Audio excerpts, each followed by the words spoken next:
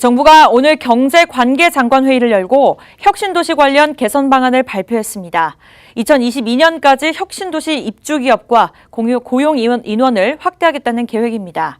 이어서 SOC 예산 확대 발표와 GS그룹의 투자 계획까지 정세계가 연이어 투자 계획을 발표했는데요. 경제부 안태훈 기자와 함께 자세한 이야기 나눠보겠습니다. 네, 안 기자, 우선 오늘 정부가 김동연 부총리 주재로 열린 경제관계장관 회의에서 혁신도시 관계 개선 방안을 내놨다고요? 네, 그렇습니다. 정부가 오늘 혁신도시 관련 개선 방안을 발표했는데요. 핵심은 혁신도시 기업 이주와 관련한 부적절한 규제를 개선하고 기업 활동을 실질적으로 지원하는 시스템을 구축하는 것입니다. 정부는 2022년까지 입주 기업을 1,000개사로 늘리고 고용 인원은 2만 명을 달성한다는 계획입니다. 지금 입주를 완료한 기업 대부분이 중소기업으로 이루어진 데다 부산, 대구 등 대도시를 제외한 나머지 혁신도시의 입주 기업 수는 20개로 현저히 적습니다. 기업과 대학 등 집적을 위한 혁신도시 내 상학형 클러스터 용지 입주는 계획 면적 대비 20%에 그치고 있고 고용 규모도 1만 1,000명 수준에 그치고 있는 상황입니다.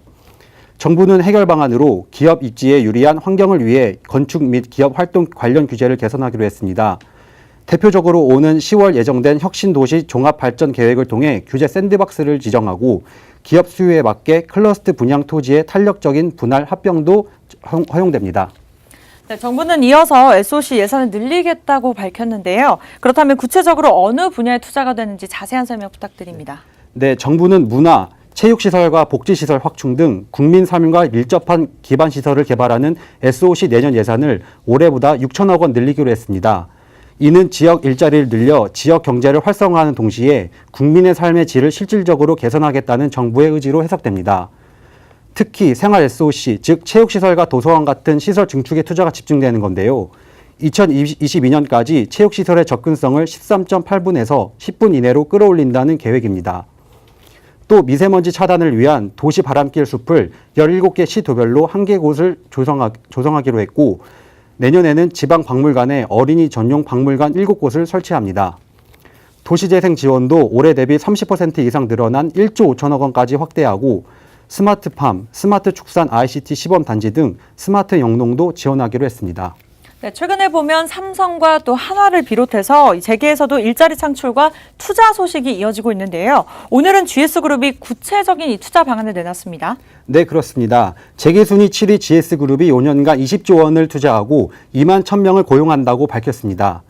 허창소 GS그룹 회장은 익숙하지 않는 사업 분야라도 기회가 생길 때마다 과감하게 투자해야 한다며 미래 먹거리는 우리 스스로 만들어야 한다고 강조했습니다. GS그룹의 투자는 에너지 분야와 유통, 무역 등 3대 핵심 사업의 경쟁력 강화에 집중됩니다. 에너지 분야에선 GS칼텍스의 석유화학 시설 투자와 GS에너지의 친환경 복합발전소 및 해외 자원 개발 등 신재생 발전 투자 등에 14조 원을 투입합니다. GS리테일과 GS홈쇼핑 등 유통 분야 경쟁력 강화와 해외 사업 투자 등에 4조 원, 그리고 신성장 사업과 사회 간접 자본 투자 등에도 2조 원을 투자합니다. 또 5년간 신규 채용 규모도 늘립니다. 총 2만 1,000명을 늘리기로 한 건데요. 지난 3년간 연평균 채용 인원 3,800명보다 10% 이상 늘어난 규모입니다. 핵심 계열사인 GS칼텍스는 상반기 단축 근무에 따른 대체 근무 인원을 신규 채용한 데 이어 이번 하반기에도 추가 채용에 나서기로 한 겁니다.